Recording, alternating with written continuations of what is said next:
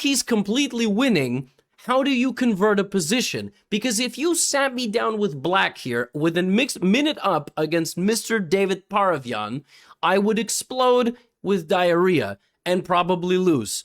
So rook c1 98, Carlsen has won the knight, okay? Now, how do we convert a position after applying the method? Because if you apply the method, but you can't win the game, yet you haven't done anything. White takes the pawn on h6. We count the material. 1, 2, 3, 4, 5.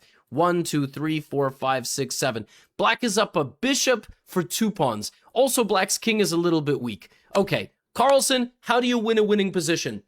You simplify it down to an endgame, or you use your material advantage to generate a big attack.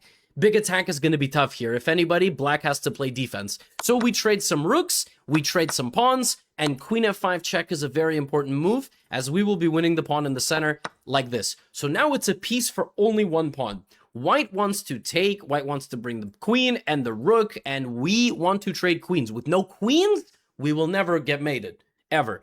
Queen goes to e3. Carlsen plays queen e4, centralizing the queen, continuing to bother his opponent for a queen trade, and Paravian plays queen back to d2. Carlsen threatens a rook trade. Every piece white loses is a step closer to falling off the cliff. So we have to go rook e1, we threaten another queen trade, and now we go takes, takes, and queen h5. So we did trade, we did allow the queen in, and it's very important you play queen h5, because if you go here and white goes here, you lose. You lose. I mean, it doesn't matter that you're up material. King safety and material are on the same level of importance, okay? So you have to be very sharp. Queen h5 kicks out the queen moves. Now what does Carlsen do? We have to remove another piece from the board. Methodical. Oh, but bishops are better than knights.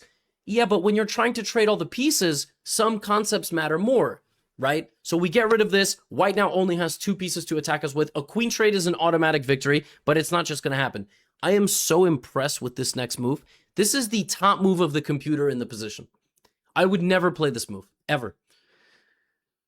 Huge battle is going on. Carlsen goes a5.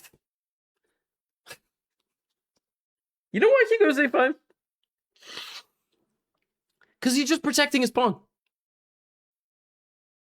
Everything in black's position is good right now. Everything is kind of protected. The rook is not, but it's not under threat. The king is weak.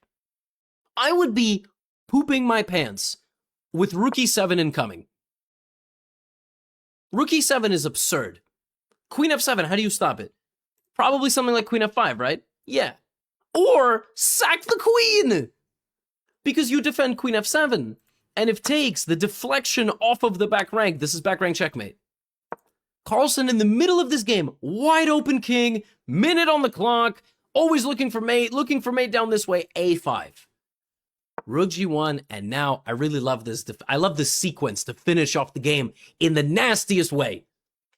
Knight g7. He blocks the attack on his king. He gives away the pawn on d6, because if it's taken, these pawns are left abandoned. And just king here. And this cocoon for the black king is exactly how you win. Because these pawns cannot break down this side of the position. Here it's a 2-on-2. The queen guards this. Even in the endgame, the piece coordination for Carlsen is right there. Everything is safe. a4 is played. He plays queen f5, bringing the queen closer to the action. Queen a6, there's no threat. And rook c5 defends the pawn because now he can start eating. Just be careful, by the way. Queen f3, queen g6, and queen g7 mate. You can always, always lose. Queen here. Rook d5. Some simple improving moves. King a2. And we force the queen trade. The king comes out. Everything is defended. If you don't trade queens with me, I move my rook and it's a discover check. The queens are off. The game is finished. And he just needs 1 pawn. Just needs 1